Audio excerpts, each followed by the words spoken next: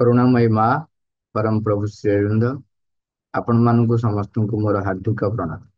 ओडिया रे आमे सुनिले एकमात्र आवश्यकता सेटा जोटा ओडिया रे लिखा है आमको जेतेबेले हृदबोध हेबो तार एटा इंग्राजी एटा मांकर लेखा एटा होची मदर्स वॉल्यूम रो 9 नंबर रो जेतेबेले से 9 नंबर रे आलोचना आरंभ ହେଇଛି श्री अरविंदଙ୍କର लाइव डिवाइन को रो केतेटा स्टांजा को नेकी सेतर पचरा ହେଇଛି कि उच्चतर जगत रे जगत विषय रे पचरा होची एवं सेतेबेले ज्ञानी लोक मानकर भाव ता प्रति कोन सेई जेतरा आलोचना होची सेतेबेले मा आरंभ करचंती कथा कहबा एई कथा गुटिक कहचंती कहि से प्रथम कहले लोक माने सब एमती भावंती सेमती करंती एवं देखंती बुझंती असुविधा पड़ती तथापि सेइतरे घांटी होथांती तापरे कहउचंती এই কথা কହି ସାରିଲା ପରେ ଯାଇକି କହୁଛନ୍ତି ଯେତେବେଳେ ଜଣେ ବ୍ୟକ୍ତି କନଭିନ୍ସ ହବ ଯୋଉଟା ହୃଦବୋଧ ବୋଲି ଆପଣ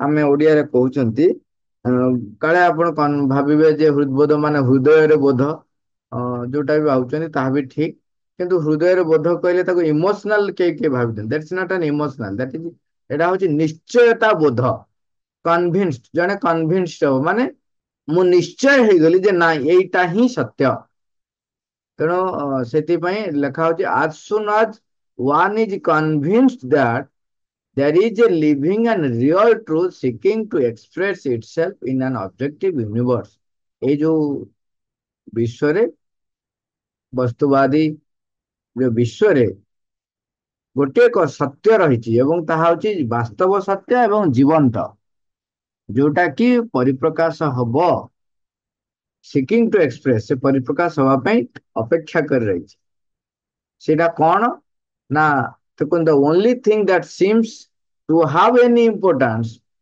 or value जोटारे कि प्रकृतर मूल्य रही गुरुत्व बोध रही to come into contact with this truth यही सत्य संपर्क रे आमे तार संपर्क रे आसीबा तार संस्पर्श रे आसीबा to identify oneself with ता सहित एकत्व बोध करिबा एकत्व बोध जो हबा केते हबा ना आज परफेक्टली आज पॉसिबल जेते पूर्णतः भावे संभव कारण जो सत्यटी यह सत्य गोटे एतिकी बड़ कथा नुह सब आप देखिए माँ श्रीमंद आलोचन प्रभु कहते माँ कहते जे ये सत्य हूँ एक आपेक्षिक सत्य सब कारण आमे चेतनार जो स्तर रहीचु आम जोटा सत्य प्रतीयमान होगा सत्य देखा जाठी पहुंच ठीक अच्छे उच्चतर आम जो स्तर रही उच्चतर चेतनार स्तर में सेटा आमको सत्य देखा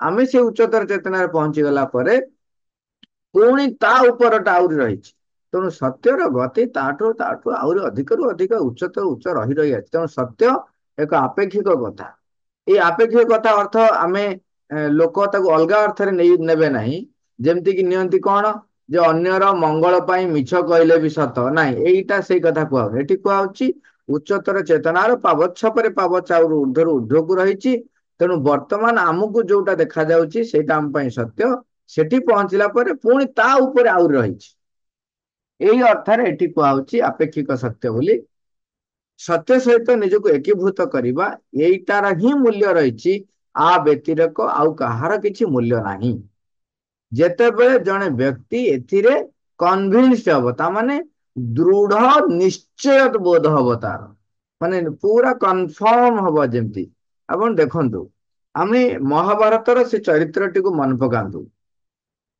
धृतराष्ट्रंकर पुत्र दुर्योधन युवराज हेले जदिओ प्रथम प्रथम कन्फ्लिक्ट थिला जे तांका भीतर गोटे द्वंद्व थिला जे काले युधिष्ठिर को राजा करदेबे मोर कौन स्थिति रहिबो एरा गोटे समय रे हमर गोटे सिक्योरिटी जिनस आसे हम भाबू जे मोर जदि अस्तित्व न रहिबो जेतेबेले आमे जोटी कोनसी गोटे गोष्ठी बा कोठी गोटे संगठन हेइथाय कोठी आमे पांच जण जदि एकाठी होउ सेतेबेले निजको आमे प्रतिपादित करिया पे चेष्टा करू एम सब चेष्टा करछंती करंती एवं भावंती एई क्षमतारे पाइबाटा होची आम पई सबुठारु बड़ कथा दुर्योधन सेमती भाबिथिला ठीक अछि भाबिला तापर जेतेबेले दी भाग हेगला हस्तिनापुर रहिला एवं एपटरे जो जगहटा देले जोटा कि पूरा बंजर जमी ताकू नहीं कि सेमाने ताकू इंद्रप्रस्थ रे परिणत करदेले किए युधिष्ठिर ठीक अछि ओके डन तमे जो पाउथिल जो जदि देखा जाए जो संपत्ति जो धन रत्न राज्य सब तो पाखरे रहिछि एवं तांको पाखरे भीष्म भଳି महारथी रहिଛନ୍ତି द्रोण रहिଛନ୍ତି कृपाचार्य माने केते केते बड़ बड़ सब माने आमे कहया गले बड़ बड़ हस्ती माने अछंती ये सब सत्वे धनरत्न रही ऐश्वर्य रही क्षमता रहिला शक्ति रहिला बल वीर्य सबू रहिला सबू सत्वे कौन हैला तार कोउटा ताकू नष्ट करदेला कोउटा ताकू शेष करदेला कौन ता पाखर नथिला शांति से तो रही पारि आराम से शांति रे आनंद रे एवं जदि देखा जाए जदि जने आमे कहया बाह्य दृष्टिकोण जने सामाजिक दृष्टिकोण जने कहबो मु सुख शांति आराम रे रहिबा पई से रही पारि ताहले ताकू नष्ट किए करदेला जेतेबेले आम पाखरे धन रत्न जोटा अर्थ आकार हो धन रत्न आकार हो जमी आकार हो ता सहित क्षमता मान सम्मान गोटे मु ताकू कहे गोटे भोक ताकू वैष्णव माने कहती प्रतिष्ठा सुकरी विष्ठा माने प्रतिष्ठा होची कौन ना सुकरी माने घुसुरी विष्ठा सहित समान अभिमान सुरापान तमे यदि अभिमान करुचो ता माने मद्यपान करिया सदृश समान तेणु सेई जो ता भीतर अहं भाव थिला स्वार्थ भाव थिला ईर्षा कला से इंद्रप्रस्थ कहीं एमती होती एवं विरोध कला सब बेले ये जो तापरे जोटा सत्य ताकू स्वीकार न करिबा यही सब जिनस जो तांको पाखरे रहिथिला बोली सबू संपत्ति सबू शक्ति सबू किछि थाई मध्य तांकर जीवन शेष परिणति कौन हैला 100 भाई थिले केते बलवान किंतु सब गला तेणु जीवन वास्तव क्षेत्र में जो माने कहते आम अनुभूति या कहूची से माने जदि अनुभूतिर गभीर भीतर को जीवे देखिए जे प्रकृत रे संसार रे कहारी किछि भी मूल्य नाही गोटे होची सत्य गोटे होची गुरुत्वपूर्ण ता होची केवल केवल परमंक सहित एकत्व बोध एवं तांको संपर्क रे बा सत्य सहित निजे केते संपर्क भूत होगी रही देखो आम हनुमान चरित्र देखु मु वर्णना करिया बेस दरकार नहीं हनुमान सामर्थ्य देखु हनुमान केवल प्रभु छत्र छाया प्रभु नाम जप करी कौन कौन कर न पारिले लक्ष्मण को देखु लक्ष्मण दीर्घ 12-14 वर्ष धरी खाद्य ग्रहण न करी एवं निद्रा ग्रहण निद्रा न जाई रही पारे कौटू से एनर्जी पाइले कौटू से एनर्जी पाइले तेणु यही जिनसटी आम कन्भिन्स हवा दरकार जे प्रकृत रे कोउटा होची मो पय गुरुत्वपूर्ण होची मो अहं को धरी अहंवादी होगी रही मु एते वर्षर मोर अभिज्ञता एते वर्षर मोर ज्ञान मु एते पाठ पढ़ी मु माँ श्री बही एते पढ़ी एते धर्म ग्रंथ पढ़ी एते एते जगार मु प्रवचन दउची एडे बड़ अनुष्ठान मु मालिक एई अनुष्ठान मु तैयारी करची तारी ताकू ही सर्वस्व करी मान सम्मान क्षमता पछरे जे धाईची आपण देखिबे सेति में कथा को जे those who are respectable they will माने ऑटोमेटिकली गेट द रेस्पेक्ट जो माने सम्मान योग्य जो माने सम्माननीय से माने स्वाभाविक भाव सम्मान प्राप्त करंतु जो माने सम्मान पछरे धांती मते दरकार अर्थ मते दरकार क्षमता मते दरकार सम्मान से माने जीवन रे दुख जंत्रणा पाती तेणु माँ ये आरंभ स्पष्ट करुचंती जे कन्विन्स जीव आरी संपर्क रे ताहले कौन करिवो माँ कहउचंती and to no longer be anything ता व्यतिरक से आउ किछि चाहिबो नाही कौन चाहिबो but a means of expressing it काहू सत्य को परिप्रकाश करिवो making it more and more living and tangible so that it may be manifested more and more perfectly ताकू अधिक रु अधिक जीवंत एवं ବାହାରେ ପରିପ୍ରକାଶ ଯୁକ୍ତ କରିବ। ଏଇଟା କେମିତି କରିବ? ତା ପରେ ଇଏରେ କହୁଛନ୍ତି ଯେ all theories, all principles, all methods are more or less good according to their capacity to express that truth. ସିଏ ପ୍ରତ୍ୟେକ ଘଟଣାକୁ, ପ୍ରତ୍ୟେକ କାର୍ଯ୍ୟକୁ, ପ୍ରତ୍ୟେକ ଶବ୍ଦକୁ, ପ୍ରତ୍ୟେକ ଭାବନାକୁ, ପ୍ରତ୍ୟେକ ଚିନ୍ତା ସକଳକୁ, ପ୍ରତ୍ୟେକ ପ୍ରସ୍ତାବନାକୁ ସେ କୋଉ ଅର୍ଥରେ ଦେଖିବ? ମା ଏଠି କହୁଛନ୍ତି କଣ ଦେଖିବ?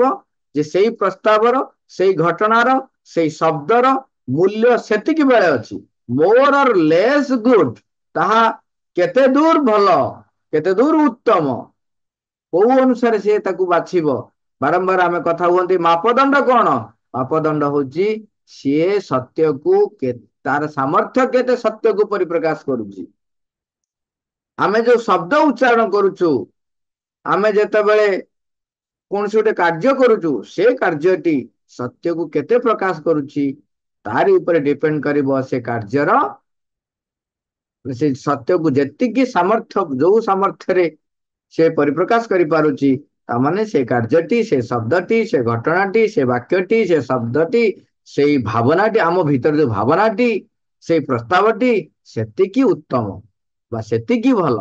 ଯଦି ସେ ତାର ସାମର୍ଥ୍ୟ ନାହିଁ, ସେ ଯଦି ସତ୍ୟକୁ ପରିପ୍ରକାଶ ନ କରି ଅହଂକୁ ପରିପ୍ରକାଶ କରୁଛି, ମତେ ପ୍ରତିଷ୍ଠିତ କରୁଛି, ନିଜକୁ ପ୍ରତିଷ୍ଠିତ କରୁଛି, ତେବେ ତାର କୌଣସି ମୂଲ୍ୟ ନାହିଁ। ମା ଲେଖୁଛନ୍ତି ମାତୃରଚନା ବହି 3ରେ ଦେଖିବେ, ମା କହୁଛନ୍ତି ଯୋଉମାନେ ଅହଂବାଦୀ, ଯୋଉମାନେ ଅହଂବାଦୀ ନିଜକୁ ପ୍ରତିଷ୍ଠା କରନ୍ତି, ସେମାନେ କଣ କରନ୍ତି? ସିଏ ଯୋଉଥିରେ ସମ୍ପୃକ୍ତ ନଥାନ୍ତି ତାର ଅସ୍ତିତ୍ୱ ସ୍ୱୀକାର କରନ୍ତି ନାହିଁ ସେମାନେ। ତାକୁ ଆମେ ସହଜ ଭାଷାରେ ବୁଝିଲେ ଏମିତି ବୁଝିବା, ଯଦି ମୁଁ ନାହିଁ ତେବେ ସେଇଟା ଭଗବାନଙ୍କ କାମ ନୁହଁ, ଯଦି ମୁଁ ନାହିଁ ସେଟା ମାଙ୍କ କାମ ନୁହଁ, ଯଦି ମତେ ତମେ ପ୍ରଶଂସା କରୁନାହ ତେବେ ସେ କାର୍ଯ୍ୟ ସବୁ ହଉଛି ସାଧାରଣ କର୍ମ, ଅଦିବ୍ୟ କର୍ମ। ଯଦି ମତେ ତମେ ନେଇଛ ତେବେ ସେ ହଉଛି ଦିବ୍ୟ କର୍ମ, ସେ ହଉଛି ଭଗବାନ କର୍ମ। ମତେ ପଚାରିଛ, ମୋ ପ୍ରସ୍ତାବ ନେଇଛ, ମତେ ସମସ୍ତ ଆଗରେ କହୁଛ ହଁ ମୁଁ ବଡ, ତାହେଲେ ସେ କାମ ହଉଛି ମାଙ୍କ କାମ, ସେ ହଉଛି ଭଗବାନ କାମ। ଯଦି ଏଇ ମାନେ ହଉଛନ୍ତି ଅହଂବାଦୀ, ସବୁଥିରେ, ସବୁ ଘଟଣାରେ ସେମିତି ମୁଁ କରିଛି, ମୁଁ କରିଛି, ମୁଁ କୁ ଯେତେ ପ୍ରତିଷ୍ଠା କରୁଛନ୍ତି, ମା ଲେଖୁଛନ୍ତି ସେମାନେ ଦିବ୍ୟ କୃପା ପାଇବା ପାଇଁ ଯୋଗ୍ୟ ନୁହନ୍ତି। ତାମାନେ ଦିବ୍ୟ କୃପା ତାଙ୍କ ସଂସ୍ପର୍ଶରେ, ବା ସେମାନେ ଦିବ୍ୟ କୃପାର ସ୍ପର୍ଶ ପାଆନ୍ତି ନାହିଁ। ଦିବ୍ୟ କୃପା ଯଦିଓ ସବୁଆଡେ ଢଳୁଛି, ଢାଳି ହେଇ ଚାଲିଛି, କିନ୍ତୁ ସେମାନଙ୍କୁ ସ୍ପର୍ଶ କରିପାରେ ନାହିଁ। ତାପରେ କହୁଛନ୍ତି କଣ? ମାନେ ତେଣୁ ସବୁ କଥା, ସବୁ ଘଟଣା, ସବୁ ଶବ୍ଦ, ସବୁ ପ୍ରସ୍ତାବ ସେଥିପାଇଁ ଆମ ଜୀବନରେ ରହିବ କଣ?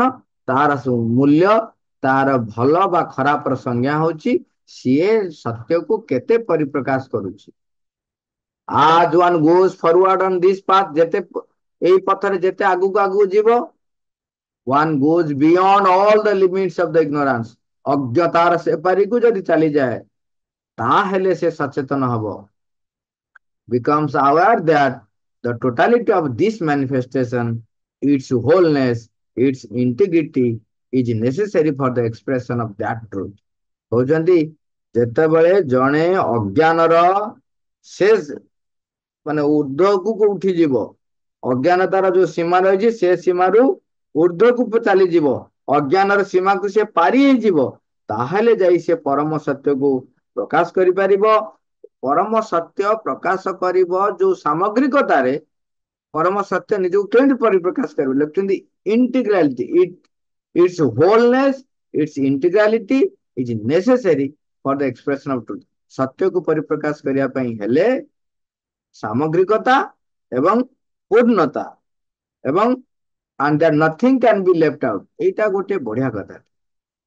ଆମର ଯୋଉଟା ଓଡିଆରେ ଲେଖା ହେଇଛି ଯେ ସମଗ୍ରତା, ସମଷ୍ଟି ଆଉ ସଂହତିର ପୂର୍ଣ୍ଣାଙ୍ଗତା ନିଶ୍ଚିତ ଆବଶ୍ୟକ। এই ପୂର୍ଣ୍ଣାଙ୍ଗତା ମାନେ କଣ? ବର୍ତ୍ତମାନ ସୁଦ୍ଧା ଦେଖନ୍ତୁ, ମନ ପ୍ରାଣ ଶରୀର ବାହ୍ୟ ଆମର ସତ୍ତା ବୋଲି ଆମେ ଯାହା କହୁଛନ୍ତି, ସେଗୁଡିକ ତାଙ୍କର ଏକ ନିଜସ୍ୱ ସଂକୀର୍ଣ୍ଣ ସୀମା ଭିତରେ କାର୍ଯ୍ୟ କରୁଛନ୍ତି। ମନ ସେ ତାର ଯେତିକି ବାହାରୁ ତଥ୍ୟ ସଂଗ୍ରହ କରିଛି ତାକୁ କହୁଛି ଜ୍ଞାନ ବୋଲି।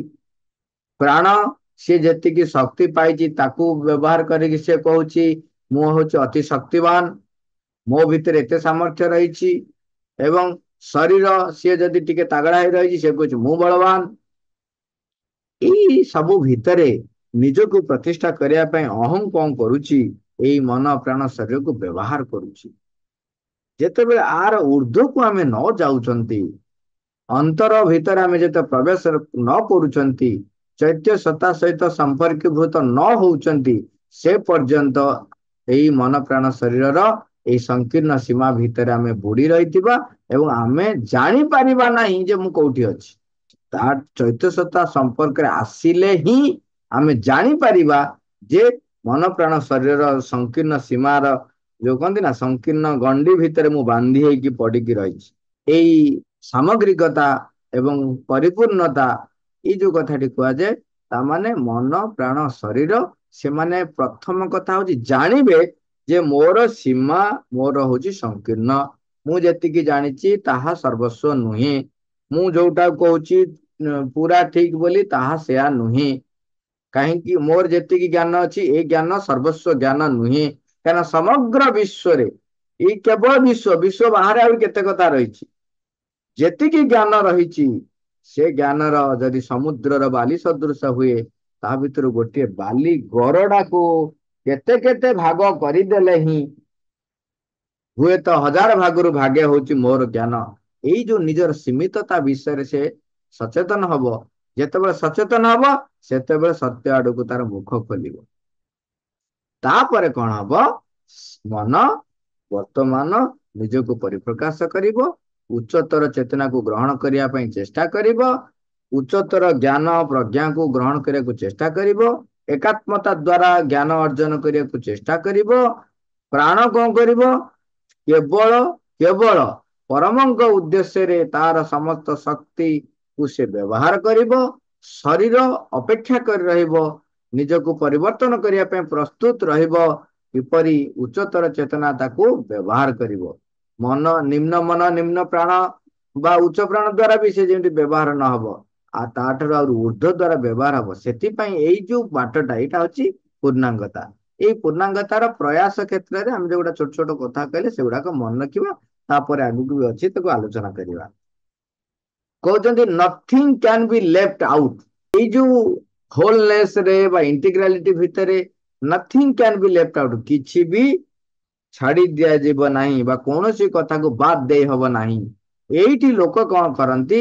ଆମେ ଦେଖିବେ ସବୁବେଳେ ଲୋକମାନେ ନିଜ ନିଜ ଅର୍ଥରେ ମାଙ୍କର ମେସେଜ କୁ, ଭଗବାନଙ୍କର ମେସେଜ କୁ, ଶ୍ରୀକୃଷ୍ଣଙ୍କର ମେସେଜ କୁ, ଗୀତାର ଶ୍ଳୋକ କୁ ନିଜ ନିଜର ସବୁ ନିଜର ସ୍ୱାର୍ଥ ପୂରଣ ସକାଶେ ସେ ଶବ୍ଦକୁ ବ୍ୟବହାର କରନ୍ତି।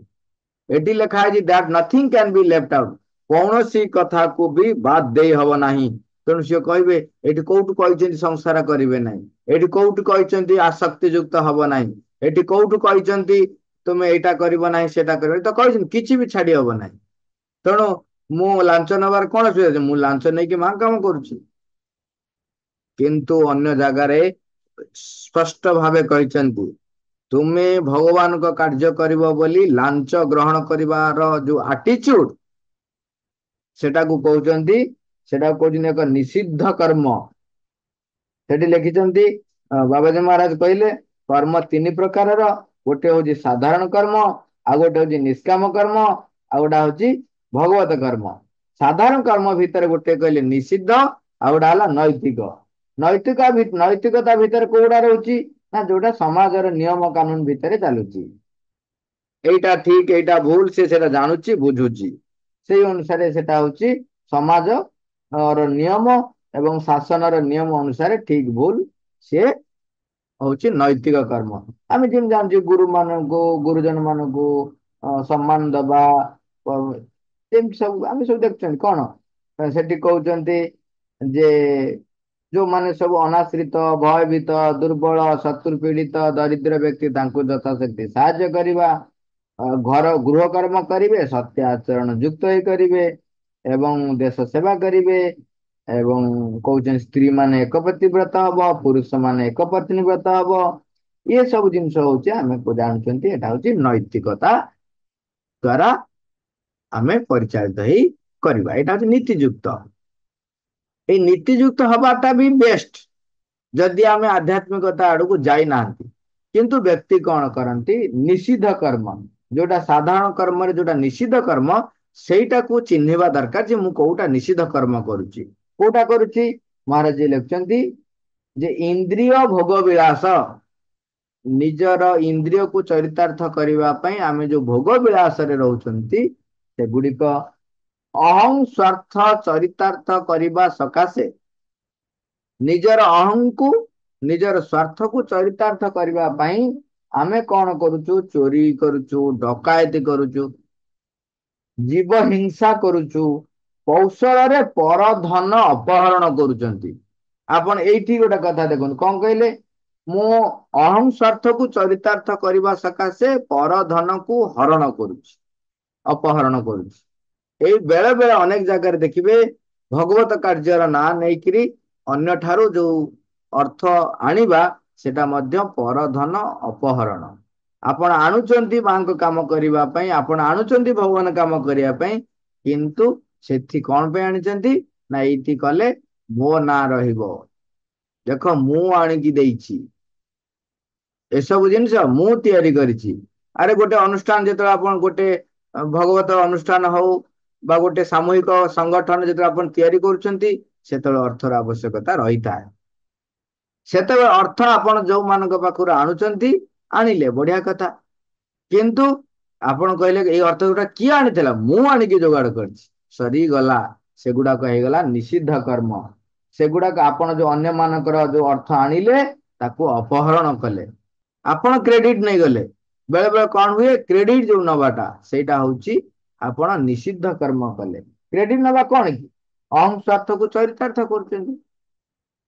କୌଶଳରେ ପରଧନ, ପର ଦ୍ୱାରା ଅପହରଣ, ମାନ ଯଶ ଅଧିକାର ସକାଶେ, ନିଜର ମାନ, ନିଜର ଯଶ, ନିଜକୁ ନିଜର ଅଧିକାରକୁ ସାବ୍ୟସ୍ତ କରିବା ପାଇଁ ତମେ କଣ କରୁଛ, ଅନ୍ୟର ଜୀବନକୁ ଧ୍ୱଂସ କରୁଛ, ଅନ୍ୟ ଦେଶକୁ ଧ୍ୱଂସ କରୁଛ।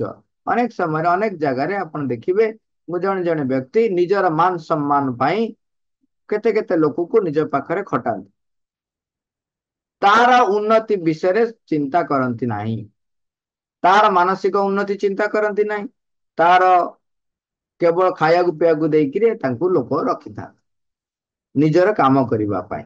ନିଜର ମାନ ଯଶ କରିବା ପାଇଁ ଲୋକ ବି କଣ କରନ୍ତି, ଅନ୍ୟ ମାନଙ୍କର ଉନ୍ନତି କଥା ଚିନ୍ତା କରନ୍ତି ନାହିଁ, ଯାହାକୁ ରଖିଥାନ୍ତି। କାହିଁକି ନା ସିଏ ଯଦି ଉନ୍ନତି କରିଗଲା, ତାହେଲେ କାଲି ସକାଳେ ମତେ କୋଶ୍ଚିନ୍ କରିବ। ସେଥିପାଇଁ କହନ୍ତି, ଦେଖିବେ ରାଜନେତା ମାନେ ଚାହାନ୍ତି ତମେ ଦୁର୍ବଳ ହେଇକି, ତମେ ଗରିବ ହେଇକି ରହିଥାଅ, କାହିଁକିନା ତମେ ଗରିବ ହେଇକିରି ଅଶିକ୍ଷିତ ହେଇକି ରହିଥାଅ। ତମେ ଅଶିକ୍ଷିତ ଗରିବ ଯଦି ନହବ, ତାଙ୍କ ପାଖରେ ହାତ ପାତିବ ନାହିଁ। ନହେଲେ ଚିନ୍ତା କରନ୍ତୁ, ଭାରତ ସ୍ଵାଧୀନ ହେଲାଣି କୋଉ କାଳରୁ, ଜାପାନ ସ୍ଵାଧୀନ ହେଲା କେବେ, କିନ୍ତୁ ଜାପାନ କେତେ ଉପରକୁ ଉଠିଗଲାଣି, ଭାରତ କିନ୍ତୁ ଗରିବୀ ହଟାଅ, ଗରିବୀ ହଟାଅ, ସ୍ଵାଧୀନତା ସଂଗ୍ରାମ ଠାରୁ ରାଜନେତା ମାନେ ଏବେ ପର୍ଯ୍ୟନ୍ତ ବି ନାରା ଦେଇ ଚାଲିଛନ୍ତି। ଏବେ ଏବେ ଅନେକ ବର୍ଷ ପରେ ଭାରତ ବର୍ଷ ଅର୍ଥନୀତି ଦୃଷ୍ଟିରୁ ଯୋଉ ଉର୍ଦ୍ଧ୍ୱକୁ ଉଠି ଯାଇଛି, ସେଇଟା ବି କେତେକ ଲୋକ ସହି ପାରୁନାହାନ୍ତି, ସେମାନେ ଦୋଷ ହିଁ ଦୋଷ କାଢିବେ। ତେଣୁ ଏଇ ଯୋଉ ଅର୍ଥ ଯୋଉ ଆମେ ଆବଶ୍ୟକ କରୁଛେ, ତାକୁ କ୍ରେଡିଟ ନବା ପାଇଁ କରୁଛନ୍ତି। ସେମାନେ କଣ କରନ୍ତି, ଅନ୍ୟମାନଙ୍କୁ ଅଶିକ୍ଷିତ ଗରିବ କରିକି ରଖିବାକୁ ଚାହାନ୍ତି। ତେଣୁ ନିଷିଦ୍ଧ କର୍ମ ସେଗୁଡାକ ହଉଛି ସବୁ କଣ, ନିଷିଦ୍ଧ କର୍ମ। ଏବଂ ଅନ୍ୟ ଦେଶ ଧ୍ୱଂସ କରିବା, ଲାଞ୍ଚ ନବା, ବିଶ୍ୱାସଘାତକତା କରିବା, ଇଏ ସବୁ ହଉଛି ନିଷିଦ୍ଧ କର୍ମ। ଆଉ ଏଗୁଡାକ ଯିଏ କରନ୍ତି, ସେମାନେ ପାପ, ଦୁଃଖ, କଷ୍ଟ, ନିନ୍ଦା, ଅପଯଶ, ଘୃଣା ପ୍ରାପ୍ତ କରନ୍ତି। ତେଣୁ ଆମେ ଏ ବିଷୟରେ ଆୱାର ହବା ଦରକାର। one becomes aware that the totality of this manifestation ହଉଛି କଣ ନା, ଏଇ ସାମଗ୍ରିକତା ଦୃଷ୍ଟିକୋଣରୁ ସବୁଥିରେ ପରିପୂର୍ଣ୍ଣତା ଦରକାର। ଅହଂ ସ୍ୱାର୍ଥ ଯୁକ୍ତ ହେଇକି ରହିଲେ ହବ ନାହିଁ। ଆଉ Nothing can be left out ଅର୍ଥ ନୁହଁ ଯେ ନିଜର କାମନା ବାସନାକୁ ଚରିତାର୍ଥ କରିବା। Nothing can be left out ମାନେ କୌଣସି ଛୋଟ ଛୋଟ କଥାରେ ବି ଆମ ରହିବ ନାହିଁ, ନିଜର ଅହଂ ଚରିତାର୍ଥ ହବ ନାହିଁ। ସେଇଟା କହୁଛି Nothing can be left out.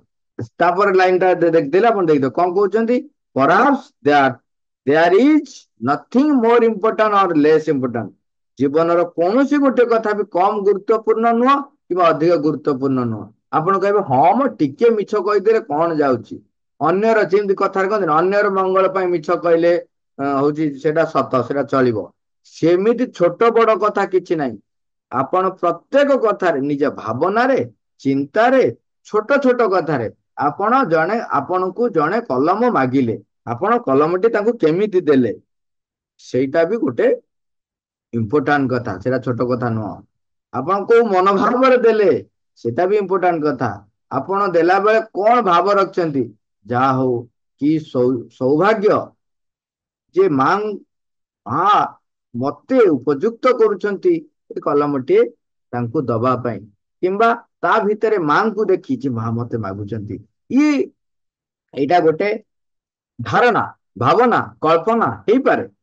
କିନ୍ତୁ ପ୍ରତ୍ୟେକ ଘଟଣା ପ୍ରତ୍ୟେକ ପ୍ରତ୍ୟେକ ଘଟଣା ଛୋଟ ଛୋଟ କଥା ପାଖରୁ ଆରମ୍ଭ କରି ଶବ୍ଦ ଉଚ୍ଚାରଣ, ଆମର ଚାଲି, ଆମର ଚଳନ, ଆମର କାହା ସହିତ କାହାକୁ ଆପ୍ରୋଚ କରୁଛନ୍ତି, କାହା ଠାରୁ କିଛି ଆବଶ୍ୟକତା କରୁଛନ୍ତି, କାହାକୁ କିଛି ଦଉଛନ୍ତି, ଛୋଟ ଛୋଟ ସବୁ କଥା କୋଉଟା ବି ଛୋଟ ଗୌଣ ନୁହଁ।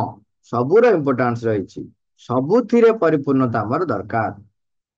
ତେଣୁ ମା ତାକୁ ଆହୁରି କ୍ଲିୟର କଟ କରୁଛନ୍ତି, ସ୍ପଷ୍ଟ କରୁଛନ୍ତି। ତାପରେ ଯେ କହୁଛନ୍ତି ମନେ ହୁଏ ଗୋଟିଏ କଥା ନିତାନ୍ତ ଆବଶ୍ୟକ ଯେ, ଏଠି ମନେ ହୁଏ ଲେଖୁଛନ୍ତି କିନ୍ତୁ ଏଠି ଇଂରାଜୀରେ ସେମିତି ମନେ ହୁଏ ଲେଖା ହେଇନି, ଯୋଉଟା ସିମ୍ସ ଦ୍ୟାଟ ସିମ୍ସ ନେସେସାରୀ। ଏଠି ଏଠି ଯୋଉ ଅର୍ଥରେ କୁହାହଉଛି ଦ୍ୟାଟ ସିମ୍ସ ନେସେସାରୀ, ତାମାନେ ଆବଶ୍ୟକତା ଟା କଣ ଅଛି, the one thing that seems necessary. ଏଠି ସିମ୍ସ ମାନେ ମନେ ହୁଏ ନୁହଁ, ଏଠି ମାନେ ଏମିତି ଦରକାର ବୋଲି ନୁହଁ, এইটা ହିଁ ଆବଶ୍ୟକ, the one thing that seems necessary. ଯୋଉଟା ଆବଶ୍ୟକତା ବୋଧ ହଉଛି, କୋଉଟା ଆବଶ୍ୟକ ଆମେ ବର୍ତ୍ତମାନ ସୁଦ୍ଧା ଯାହାକୁ କହୁଛନ୍ତି ସେଇଟା ଆବଶ୍ୟକ ନଥିଲା। କଣ ଆବଶ୍ୟକ ଥିଲା ନା ଏଇ ଯେ ହାର୍ମୋନାଇଜେସନ ଅଫ ଏଭ୍ରିଥିଙ୍ଗ, ପ୍ରତ୍ୟେକ ଘଟଣାର ସଂଗତିପୂର୍ଣ୍ଣ ହବା ଦରକାର। ଦେଖନ୍ତୁ ଆମେ ସଂଗତିପୂର୍ଣ୍ଣ ବୋଲି ଭାବିଲେ ସବୁବେଳେ ଭାବୁ କଣ, ସାଙ୍ଗ ହେଇକିରି କାମ କରିବା, ସାଙ୍ଗ ହେଇକି କାମ କରିବା ସଂଗଠନ ମନା ନୁହଁ। ସଂଗତିପୂର୍ଣ୍ଣ ଅର୍ଥ ହଉଛି ଯୋଉ ଘଟଣା ଗୁଡିକ ଆମର ହାରମୋନିର ସଂଜ୍ଞା ଦେଖିବେ, ମା ଲେଖୁଛନ୍ତି, ପ୍ରଭୁ ଲେଖୁଛନ୍ତି, ହାରମୋନିର ସଂଜ୍ଞା ହଉଛି ଭଗବାନଙ୍କ ସହିତ ବା ପରମଙ୍କ ସହିତ ସଂଗତି ଯୁକ୍ତ ହେଇ କାମ କରିବା। ତାଙ୍କ ସହିତ ଏକତ୍ୱ ହେଲେ ଆପଣ ପରିପୂର୍ଣ୍ଣ ସଂଗତି ବା ଯୋଉଟା ଆମେ କହୁଛନ୍ତି ପରଫେକ୍ଟ ହାରମୋନି ସେଇଟା ଆପଣ ପ୍ରାପ୍ତ କରିପାରିବେ। ନହେଲେ ତା ପୂର୍ବ ପର୍ଯ୍ୟନ୍ତ ହଉଛି କଣ, ଆପଣ ଚଳେଇକିରି କାମ କରୁଛନ୍ତି। କାହିଁକି ଏଠି କଥା କହୁଛି, ଯେତେବେଳେ ସଂଗତି କଥା ଆସୁଛି ସେତେବେଳେ ଯୋଉମାନେ ଯୋଉ ଘଟଣା, ଯୋଉ କଥା, ଯୋଉ ଶବ୍ଦ, ଯୋଉ କାର୍ଯ୍ୟ ମାଙ୍କୁ ପରିପ୍ରକାଶ କରୁନାହିଁ, ମାଙ୍କ ପ୍ରତି ଏକ ଯେମିତି ଆପଣ କହିପାରନ୍ତି ବିରୋଧ କରୁଛି, ମାଙ୍କ କାର୍ଯ୍ୟକୁ ପରିପୂର୍ଣ୍ଣ ହବାରେ ବାଧା ସୃଷ୍ଟି କରୁଛି, ତାକୁ ଆପଣ ପ୍ରତ୍ୟାଖ୍ୟାନ କରିବେ। ଯେତେବେଳେ ଈଶା ଦିଦି ଛୋଟ ପିଲା ଥିଲେ, ମନେ ପକେଇବା ସେ ଘଟଣାଟି। ଈଶା ଦିଦି ଯେତେବେଳେ ଛୋଟ ପିଲା ଥିଲେ ସେତେବେଳେ ତାଙ୍କର ଯୋଉ ତାଙ୍କ ବାପାଙ୍କର କେତେ ଜଣ ସାଙ୍ଗ ଆସିଥିଲେ, ଯୋଉମାନେ କି କଥା ହଉ ହଉ ମାଙ୍କ ବିରୋଧରେ କିଛି କଥା କହିଦେଲେ। ଈଶା ଦିଦି ଛୋଟ ପିଲା ଥିଲେ, ମାଡି ଆସିଲେ, ପୁରା ମାନେ ଯେତେ ଶକ୍ତି ଯେତେକ ମାନେ ତାଙ୍କର ଏନର୍ଜି ଅଛି ସବୁ ଏନର୍ଜି ବ୍ୟବହାର କରି ବିରୋଧ କଲେ। କଣ ହେଲା ତମେ, ମାନେ ମୁଁ ଆମ ଭାଷାରେ କହୁଛେ, ମୋ ମାଙ୍କ ଏଗେନଷ୍ଟ ଏମିତି କହିବ ଇତ୍ୟାଦି ଇତ୍ୟାଦି ଯାହା ବିରୋଧ କରିଛି ସେ। ଯେତେବେଳେ ସତ୍ୟକୁ, ଭଗବାନଙ୍କୁ, ମାଙ୍କର କାର୍ଯ୍ୟକୁ, ମାଙ୍କର ଚିନ୍ତାଧାରାକୁ ଯୋଉଠି ପ୍ରତିଷ୍ଠା ନ କରି ଯିଏ ବ୍ୟକ୍ତି ପ୍ରତିଷ୍ଠା ହଉଛି, ଏଇଠି ଆମେ ଦରକାର ନାହିଁ, ଆମେ ଭାଓଲେନ୍ସ କରିବାର ଆବଶ୍ୟକତା ନାହିଁ। ଏଠି ସଂଗତିପୂର୍ଣ୍ଣ କଣ ହବ, ଷ୍ଟେପ କହୁଛନ୍ତି, ମା ଲେଖୁଛନ୍ତି, ତମେ ସେଠି ପ୍ରଥମ ପଏଣ୍ଟ ହଉଛି ସେ ବ୍ୟକ୍ତି ପ୍ରତି, ସେ ଘଟଣା ପ୍ରତି ନିଜର ସାଇକୋଲୋଜିକାଲ ସପୋର୍ଟକୁ ୱିଡ୍ର କରିନବ। ଆପଣ ଦେଖିଲେ କୌଣସି ବ୍ୟକ୍ତି ବା କୌଣସି ଘଟଣା ନିଜକୁ ପ୍ରତିଷ୍ଠା କରିବା ପାଇଁ କାମ କରୁଛନ୍ତି, ମାଙ୍କୁ ପ୍ରତିଷ୍ଠା କରିବା ପାଇଁ କାମ କରୁନାହାନ୍ତି, ତାହେଲେ ସେଠି ଆପଣ ଭାଓଲେନ୍ସ କରିକିରି ସଂଗଠନକୁ ଭାଙ୍ଗିଦବା ଦରକାର ନାହିଁ। ସେଠି ଆପଣ କଣ କରିବେ, ଆଗ ପ୍ରଥମ କାମ ହବ ନିଜର ଯୋଉ ସାଇକୋଲୋଜିକାଲ ସପୋର୍ଟ, ଆପଣଙ୍କର ସେ ବ୍ୟକ୍ତିଟି ଯେତେ ପ୍ରିୟ ହେଇଥାଉ ନା କାହିଁକି, ଆପଣଙ୍କର ସେ ବ୍ୟକ୍ତି ଯେତେ ପ୍ରଶଂସା କରିଥାନ୍ତୁ ନା କାହିଁକି, ଆପଣଙ୍କୁ ସେ ଭାରି ଭଲ ପାଆନ୍ତି, ସାଇକୋଲୋଜିକାଲ ସପୋର୍ଟ ଟାକୁ ୱିଡ୍ର କରିବେ, ତାଙ୍କ ସହିତ ନ ମିଶିବାକୁ କୁହାହଉନି। ସାଇକୋଲୋଜିକାଲ ସପୋର୍ଟ ଯେ ହଁ ସେ ଠିକ କରୁଛନ୍ତି, ଆମେ ଏଇ ଯୋଉ ସମର୍ଥନ କରୁ। ଆଉ ବେଳେ ବେଳେ ଲୋକ କହନ୍ତି ତା ଭିତରେ କଣ କିଛି ଭଲ ଗୁଣ ନାହିଁ, ଇଏ ହଉଛି କେବଳ ଚଳେଇ ନବାଟା। ହଁ ଭଲ ଗୁଣ ଥାଇପାରେ, ମୁଁ ତାକୁ ବିରୋଧ କରୁନାହିଁ, କିନ୍ତୁ ସେ ଯୋଉ କାର୍ଯ୍ୟ କରୁଛି, ସେ ଯୋଉ ଶବ୍ଦ ଉଚ୍ଚାରଣ କରୁଛି, ସେ ଯୋଉ ପରିବେଶ ତିଆରି କରୁଛି, ମୁଁ ସେ ପରିବେଶକୁ ଚାହେଁ ନାହିଁ। ଏଇଟା ଯୋଉ ସାଇକୋଲୋଜିକାଲ ସପୋର୍ଟ, ତାକୁ ଆଗ ୱିଡ୍ର କରିବେ। ତାପରେ କଣ କରିବେ, ଅତି ଉତ୍ତମ ହବ ମାଙ୍କ ନାମ ଜପ କରିବା, ମାଙ୍କୁ ସେଇ ଜାଗାରେ ଆବାହନ କରିକି ଆଣିବା। ତୃତୀୟ କାମ ଆମେ କଣ କରିବା, ସେ ବ୍ୟକ୍ତିକୁ ନେଇକି ମାଙ୍କ ପାଖରେ ଥୋଇଦେବା, ମା ଏଇ ବ୍ୟକ୍ତିଟି ବୋଧ ହୁଏ ଯୋଉ କାର୍ଯ୍ୟ କରୁଛନ୍ତି, ମତେ ଲାଗୁଛି ଯେ ଏଇଟା ତୁମକୁ ପ୍ରତିଷ୍ଠା ନ କରି ସେ ନିଜକୁ ପ୍ରତିଷ୍ଠା କରୁଛନ୍ତି, ମା ତମେ ତାଙ୍କର ଦାୟିତ୍ୱ ନିଅ। ଏଇଟା ହଉଛି ସାଇକିକ ଗୁଡୱିଲ। ଏଇଟା ହଉଛି ଆମେ ଆଲୋଚନା କରୁଛନ୍ତି ଅନେକ ସମୟରେ ସେ ବିଷୟରେ, ଯେ ଚୈତ୍ୟ ଶୁଭେଚ୍ଛା। ତେଣୁ ଏଠି harmonization of everything which puts each thing in its place in its true relation with all the rest। ଏଇଠି ଏଇ ବାକ୍ୟଟି ସେଇଥିପାଇଁ ମୁଁ ଲେଖିଛି ଟ୍ରୁ ରିଲେସନ ଉପରେ ଟିକେ ଅଣ୍ଡରଲାଇନ କରିଛି। କାହିଁକି, ମା କହୁଛନ୍ତି ଯେ ସତ୍ୟ ସହିତ ତାର କେତିକି ସମ୍ପର୍କ, ସେଇ ଅନୁସାରେ ତୁମେ ସଙ୍ଗତିପୂର୍ଣ୍ଣ ଭାବରେ ତାକୁ ସେଇ ସ୍ଥାନରେ ରଖିବ। ଯଦି ସତ୍ୟ ସହିତ, ସେଇଥିପାଇଁ ଆରମ୍ଭରୁ ଯୋଉ କହିଲେ ହାରମୋନିର ଅର୍ଥ କଣ, ଏଇଠି ମା ତା ସହିତ ଆମକୁ ବୁଝେଇ ଦଉଛନ୍ତି। ସତ୍ୟ ସହିତ ସେ କେତେ ସଂଯୁକ୍ତ ହେଇକି ରହିଛି, ଯଦି ସତ୍ୟ ସହିତ ସଂଯୁକ୍ତ ହେଇ ରହିନାହିଁ, ତେବେ ତା ସହିତ ମୋର କୌଣସି ସମ୍ପର୍କ ନାହିଁ, ତା ସହିତ ମୋର କୌଣସି ସମ୍ବନ୍ଧ ନାହିଁ। ସେଥିପାଇଁ ଓଡିଆରେ ଦେଖୁନ ଲେଖା ହେଇଛି, ଅବଶିଷ୍ଟ ପ୍ରତିଟି ବିଷୟ ସଙ୍ଗେ ଯଥାଯଥ ସମ୍ବନ୍ଧ ନିରୂପଣ କରେ। କୋଉଟା, ଯେ ସତ୍ୟ ସହିତ ସେ କେତେ ସଂଯୁକ୍ତ ହେଇକି ରହିଛି। ତୁମ ଜୀବନରେ ସତ୍ୟର ଏକ ସମଗ୍ର ଐକ୍ୟ ଯେପରି ସଙ୍ଗତିପୂର୍ଣ୍ଣ ଭାବେ ପ୍ରକାଶ ପାଇପାରେ। ଏଇଟା ସେ ଯୋଉଭଳି ଭାବରେ ଓଡିଆ କରିଛନ୍ତି, ତେଣୁ ହଠାତ୍ ଓଡିଆ ବୁଝି ହଉନାହିଁ, ତେଣୁ ସେଇଥିପାଇଁ ଇଂରେଜଟାକୁ ଧରିଲି। ଇଂରେଜୀ ଦେଖନ୍ତୁ କମାଣ୍ଡ ଦେଇ ଦେଇଛନ୍ତି, ସେଇଠି ଲେଖୁଛନ୍ତି କଣ, ଏଇଟା ମାଙ୍କର ଡାଇରେକ୍ଟ ହ୍ୟାଣ୍ଡ ରାଇଟିଂ। ମା କହୁଛନ୍ତି harmonization of everything which puts each thing in its place in its true relation with all the rest।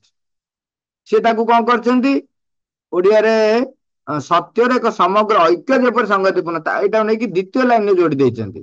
ଏଠି ମାନେ ଆମେ ବୁଝିବା ଟିକେ ଆମକୁ ଅସୁବିଧା ହଉଛି, ସେଥିପାଇଁ ମୁଁ ଇଂଲିଶ ଟାକୁ ଆଣିଲି, ଯେ ଯୋଉ ହାରମୋନି ବା ସଙ୍ଗତି ଆମେ ପ୍ରତିଷ୍ଠା କରିବା, ସତ୍ୟ ସହିତ ସେ କେତିକି ଯୁକ୍ତ ହେଇଛି ସେଇ ଅନୁସାରେ ଆମେ ତାକୁ ପ୍ରତିଷ୍ଠା କରିବା। ଆଉ so that the total unity may manifest harmoniously। ତାହେଲେ ଯାଇକିରି ଯୋଉଟା ସମ୍ପୂର୍ଣ୍ଣ ଐକ୍ୟ ସଂଗତିପୂର୍ଣ୍ଣ ଭାବେ ପ୍ରତିଷ୍ଠା ହେଇପାରିବ। ମା ସାରାଂଶରେ ଗୋଟେ ଲାଇନ କହିଲେ, ଓନ୍ଲି ମଦର ନନ୍ ଅଦର। ମା